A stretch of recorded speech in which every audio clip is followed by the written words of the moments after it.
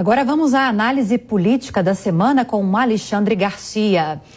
Olá, Alexandre, como você vê esta semana? Qual o destaque na política brasileira?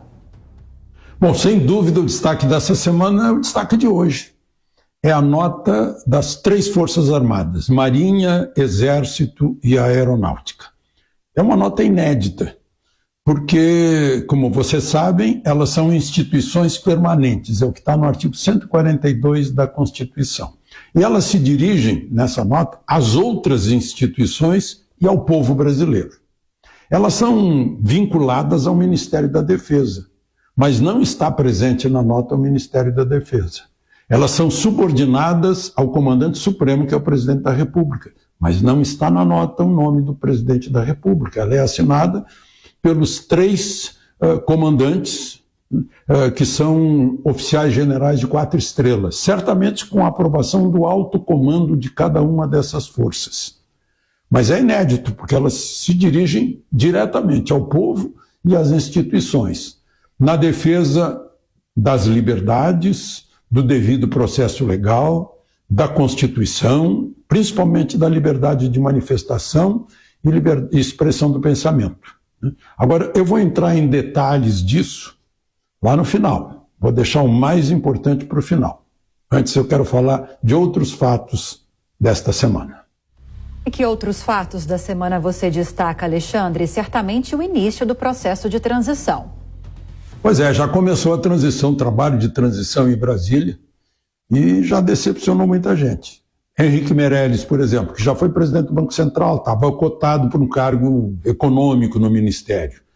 Deu uma palestra ontem e disse que Lula está indo na direção Dilma, né? E disse que não contem comigo, está caindo fora, desejando boa sorte, mas que está pessimista. O mesmo aconteceu com outro ex-presidente do Banco Central, Armínio Fraga, que estava apoiando, né? E agora já está saindo, né?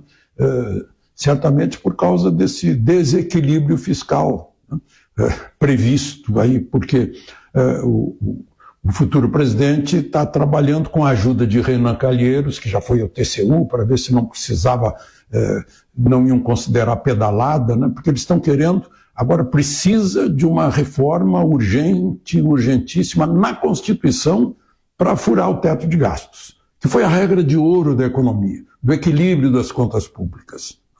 Lula se refere ao tal teto de gastos, que vem esse equilíbrio fiscal aí para sofrimento do povo.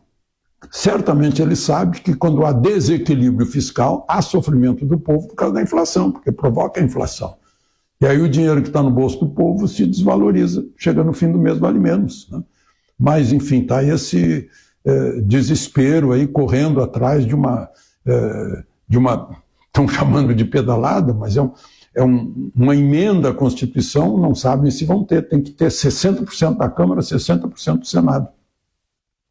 É uma questão que, bom, além disso, né, por causa dessas declarações de Lula, o mercado despencou.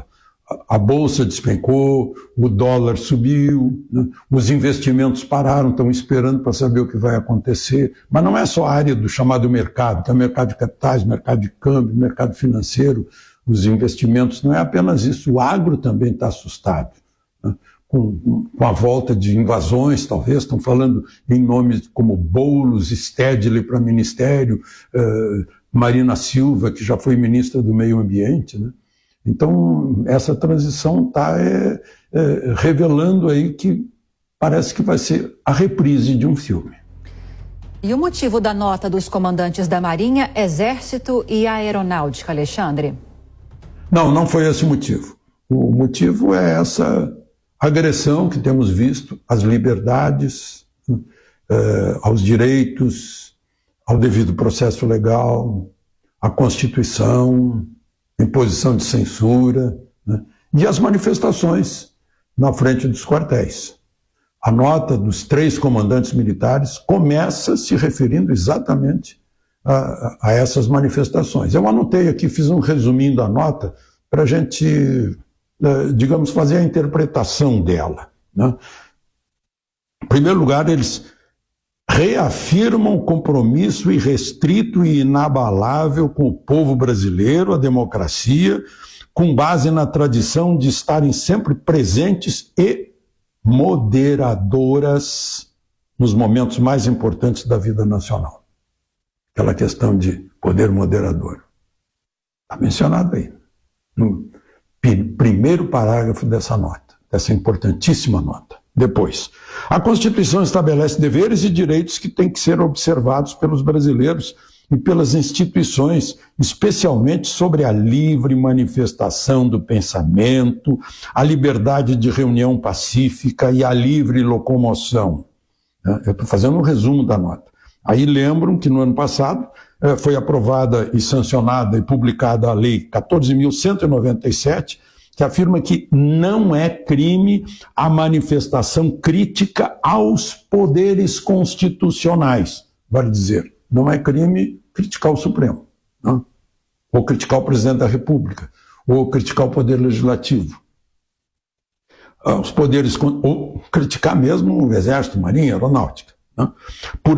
Criticar por meio de passeatas, reuniões, greves, aglomerações ou qualquer forma de manifestação. Está na lei citada pelos militares.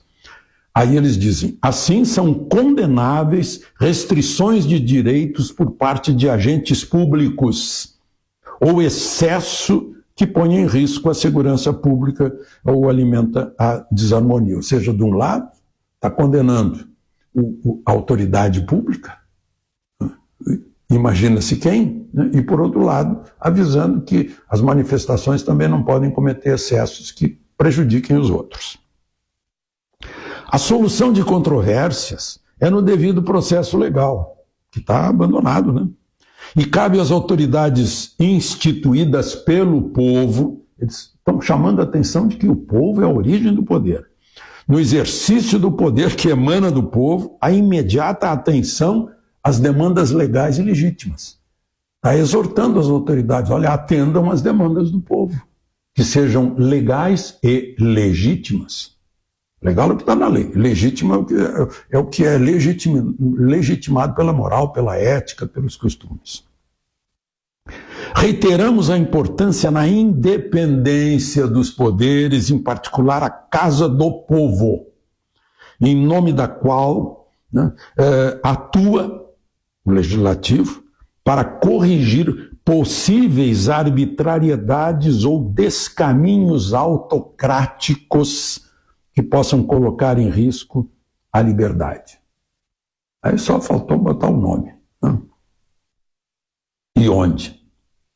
As Forças Armadas, aí termina, permanecem vigilantes, focadas no seu papel constitucional de garantia da soberania, da ordem, do progresso e sempre em defesa do nosso povo. Mais uma vez, lembrando que está em defesa do povo. Né? Temos primado pela legalidade, legitimidade, estabilidade, com foco na missão de fé no Brasil e em seu pacífico e admirável povo. Pois é, moderadores, agora meu comentário, depois do resumo, os moderadores históricos, ao lado do povo, estão em defesa das liberdades e direitos e lembram que o legislativo precisa corrigir os desvios autocráticos. Para a Jovem Pan, Alexandre Garcia.